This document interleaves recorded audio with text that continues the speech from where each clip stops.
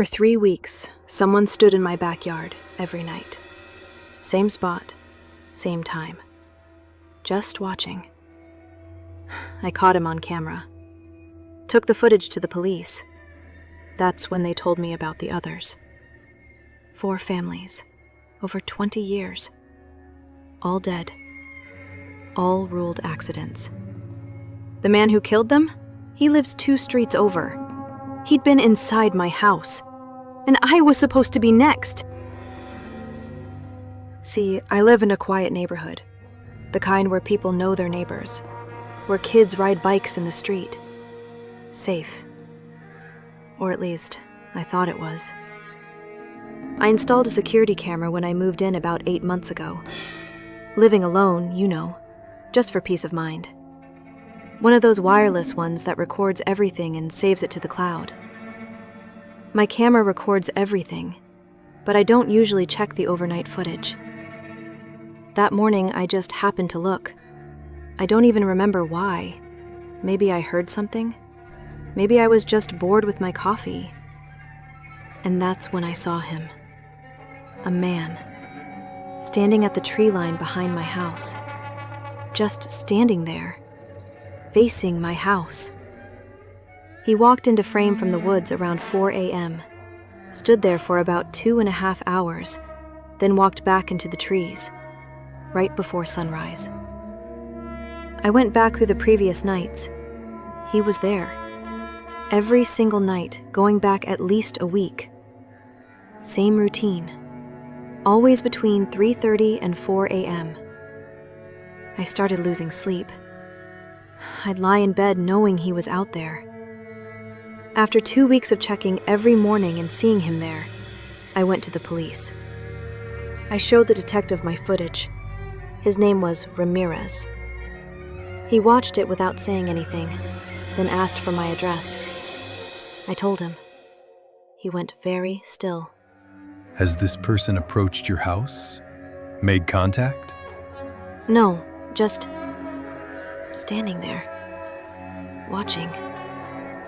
The detective left for a few minutes, came back with several files. Police report from 1998. The Marsh family lived about 2 miles from my house. They'd filed complaints about someone watching their house from the woods. Police investigated, never found anyone. 3 months later, their house burned down. All 3 of them died. Faulty wiring, they said. Ramirez pulled out more files. The Chens, 2005. Carbon monoxide poisoning. Sarah Delgado, 2013. Car accident. Brake failure. The Kowalskis, 2019. House fire. All in the same area. All ruled accidents. And all of them had reported someone watching from the woods before they died. The footage was too grainy to make out who it was, just a silhouette. But Ramirez said the connection to the old cases was enough. We're going to stake out your house. If he shows up again, we'll identify him. That night, unmarked cars parked down the street. Officers in the woods with night vision.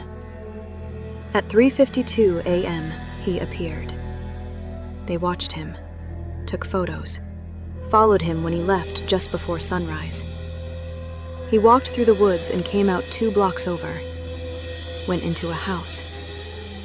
They had him. Detective Ramirez called me the next morning. We identified him. His name is Joseph Kern. Does that mean anything to you? No. Should it? He lives 2 streets over, retired electrician. Been in the neighborhood for 30 years. Something about that felt wrong. What does he look like? I asked. Ramirez described him. Older guy, gray hair, glasses, walks with a slight limp. And then I knew. Oh my God, that's Joe. He was inside my house. 7 months ago. My porch light wasn't working. He offered to help, said he was a retired electrician. I let him inside. He went down to my basement, checked the breaker panel, fixed the light. When exactly was this? Right after I moved in. Maybe a month or so later. We need you to come down to the station. Now. At the station, Ramirez showed me what they found at Kern's house. A workshop in his basement. Tools, wiring, everything organized perfectly. And filing cabinets full of notebooks. Hundreds of pages going back to 1995.